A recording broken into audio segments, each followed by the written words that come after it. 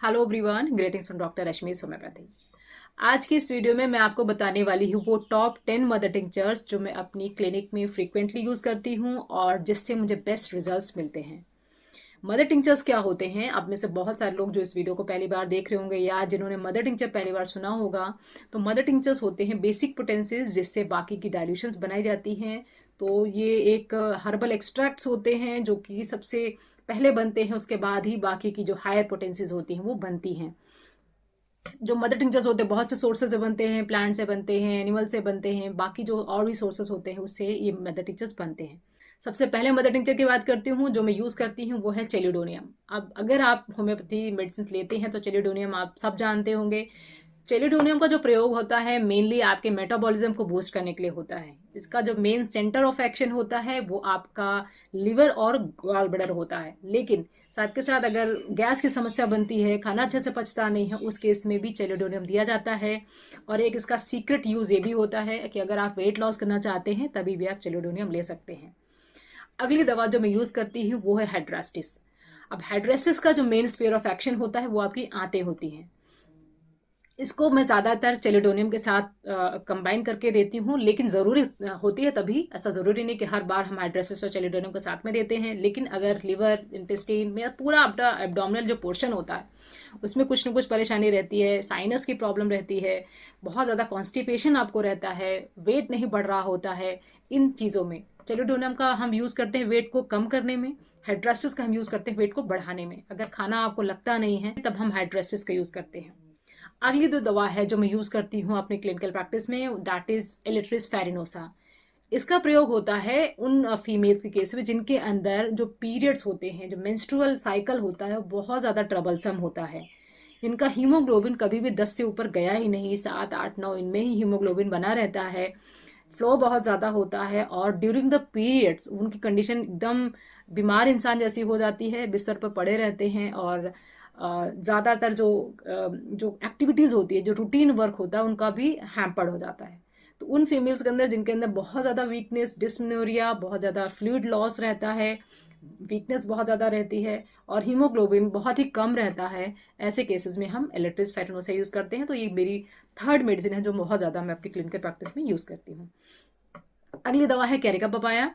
Carica papaya उन सारी चीज़ों में अच्छी और इफेक्टिव है जिसमें अनडाइजेस्टेड स्टूल पास होते हैं, खाना खाया और निकल गया टाइप का जो डाइजेशन होता है वो स्मूथ नहीं होता है। जो बहुत सारी चीज़ें हैं जिससे आपको एलर्जी है, जो आपको खाने में सूट नहीं करती, दूध से आपको एलर्जी है, कोई कोई और ऐसी चीज़ें हैं जिसको आप खाते हैं तो आप परेशान हो जाते हैं, या अगर आपको शरीर में वीकनेस रहती है, जॉइंट्स में पेन रहता है, या आपके शरीर में बहुत सारे सप्लीमेंट्स की ज़रूरत है और वो जो चीज़ें आप खा रहे हैं न्यूट्रिशन आपको शरीर में नहीं लग रहा है, आपको प्लेटलेट्स आपके कम हो गए हैं, तो इन सारे केसेस में कैरिका पपाया का प्रयोग रहता है। तो कैरिका पपाया मैं मोस्टली यूज़ करती हूँ जिसमें बहुत लंबी हिस्ट्री होती है पेट खराब रहने की।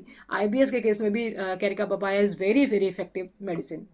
अगली दवा की बात करती हूँ जो मैं यूज़ करती हूँ वो है विदानिया सोमनीफेरा। विदानिया सोमनीफेरा का जो प्रयोग होता है ये होता है क्रॉनिक फटीग सिंड्रोम में, जहाँ पर जो मोस्टली आजकल जो कोविड के बाद बहुत ज़्यादा इसकी डिमांड बढ़ गई है कि जो भी लोग हैं जो वर्क फ्रॉम होम कर रहे हैं या जिनका वेट बहुत ज़्यादा बढ़ गया है, लेकिन जो मेंटल एंड फिजिकल हेल्थ है वो अच्छी नहीं है। स्पेशली जो मेंटल हेल्थ है वो बहुत ज़्यादा डिस्टर्ब्ड है, ओवर थिंकिंग बहुत ज़्यादा है, दिमाग पे जोर नहीं दे सकते हैं, मेमोरी कम हो गई है। 40 50 की एज में भी वो 70 जैसा उनका बॉडी का हेल्थ हो गया है। 35 to 45 ईयर्स की जो एज है ये उस एज में सबसे ज़्यादा इंडिकेटर रेमेडी है, जिसमें मेंटल हेल्थ बहुत ज़्यादा डिस्टर्ब हो चुकी है, फिजिकल हेल्थ में बहुत ज़्यादा उसको जल्दी टायर्डनेस हो जाती है। तो ऐसे केसेस में मैं इसको यूज़ करती हूँ विदानिया सोमनीफेरा को। इसको हम अश्वगंधा भी बोलते हैं और ज़रूरी नहीं है कि सिर्फ सेक्सुअल स्फीयर पर इसका प्रयोग रहता है, इसका जो स्फीयर होता है आपके शरीर को बल देने के लिए होता है। तो ये काफ़ी ज़्यादा इफेक्टिव रेमेडी है।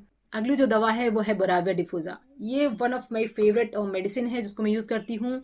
इसका जो काम होता है आपके शरीर से सूजश को कम करना होता है। आपके शरीर में अगर बहुत ज़्यादा पानी भर गया है, पैरों में बहुत ज़्यादा स्वेलिंग रहती है, यूरिन खुल के नहीं आता है, प्रोस्टेट की प्रॉब्लम रहती है, तो शरीर में कोई भी टॉक्सिन्स बहुत लंबे समय से इकट्ठे हो रहे हैं, आपको शरीर फूलता चला जा रहा है, तो ये एक डायूरेटिक का काम करती है। तो बहुत अच्छी और बहुत अच्छे इसके रिजल्ट्स मिलते हैं। ये भी मेरी one of the top 10 homeopathic method tinctures में शामिल है।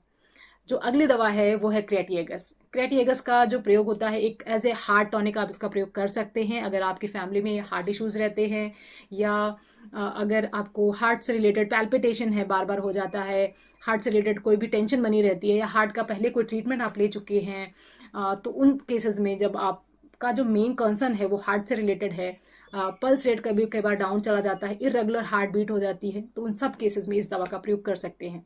लास्ट की 2 दवाइयाँ जो मैं यूज़ करती हूँ वो है रावोल्फिया। रावोल्फिया को यूज़ करना पड़ता है क्योंकि हमारा ब्लड प्रेशर के पेशेंट बहुत सारे होते हैं होम्योपैथी में, तो उनको हम रावोल्फिया के साथ ठीक करते हैं। जो अगली दवा है वो है सिजेजियम, जो कि ब्लड शुगर के लिए आते हैं। ऑल्दो इसमें इमीडिएट ब्लड शुगर डाउन नहीं हो जाता, लेकिन लॉन्ग टर्म लेने से ये ब्लड शुगर को डाउन करती है, और लंबे समय तक जो लाइफ लॉन्ग दवाइयाँ लेनी पड़ती है हाई बीपी और ब्लड शुगर की, वो नहीं लेनी पड़ती इन दोनों दवाइयों को यूज़ करके। तो ये मेरे टॉप 10 मदर टिंचर्स हैं जो मैं यूज़ करती हूँ, और इनका जो प्रयोग होता है आप लंबे समय तक भी कर सकते हैं, क्योंकि ज़्यादातर जो भी होते हैं ये हर्बल एक्सट्रैक्ट्स होते हैं। इनका लेने का तरीका भी बहुत ही सिंपल सा होता है, थोड़े से गुनगुने पानी में लिया, 10 बूंदें डाली और ले लिया। तो ये सबके लिए अच्छे हैं, किसी को किसी भी तरह के साइड इफेक्ट्स भी नहीं आते हैं अगर आप इनको लिमिटेड क्वांटिटी में ले रहे हैं और लिमिटेड टाइम के लिए ले रहे हैं।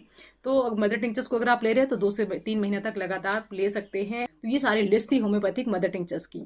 तो आई होप ये इन्फॉर्मेशन आपको पसंद आई होगी। Wishing you very good health. Thanks for watching.